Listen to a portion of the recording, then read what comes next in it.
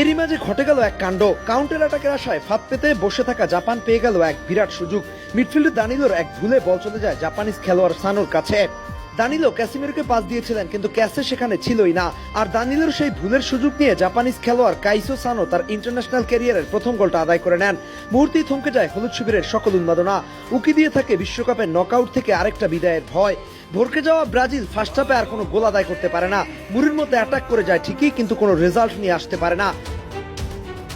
Second হাফে কার্লোর জন্য জরুরি হয়ে যায় আরেকটা অ্যাটাকার নামিয়ে জাপানের উপর চাপ প্রয়োগ করার, আর সেটাই করেন কার্লো। সেকেন্ড হাফে শুরুতে মাঠে আসেন এনরিক, পাকে তার জায়গায় তাকে নামানো হয়। পরেই খেলার পরিবর্তন আসে। ফার্স্ট হাফে কোনো স্পেশাল থ্রেট ক্রিয়েট করতে না পারা ব্রাজিল মুহুর্মুহু আক্রমণ করতে থাকে দুই প্রান্ত থেকে।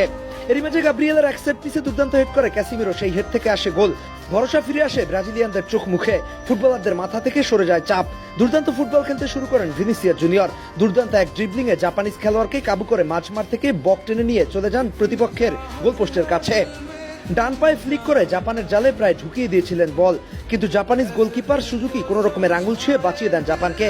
এই গোলকিপারের একের পর এক সেভে ব্রাজিল গোলের মুখ আর খুলতে পারছিলেন না। জাপানিজরা ডিফেন্ডাররা ব্যস্ত হয়ে আটকাতে থাকেন ব্রাজিলকে, কিন্তু ব্রাজিলকে কি আর আটকে রাখা যায়? অল অ্যাটাকে চলে যায় ব্রাজিল। একেবারে শেষ দিকে ব্রুনো গিমেরেজের অ্যাসিস্ট থেকে দুজনের ফাঁকে দাঁড়িয়ে থাকা মার্টিনেল্লিকে বল পাস করেন, আর সেখান থেকে গোল করেন মার্টিনেল্লি। তারপরই উত্তেজনায় ফেটে পড়ে ব্রাজিল। রিও থেকে ঢাকার টিএসসি, চায়ের দোকান থেকে বেডরুম, সব জায়গায় শুধু ব্রাজিলের জয়ধ্বনি। গ্রুপ পর্বের বাধা ডিঙিয়ে ব্রাজিল চলে গেল কোয়ার্টার ফাইনালে।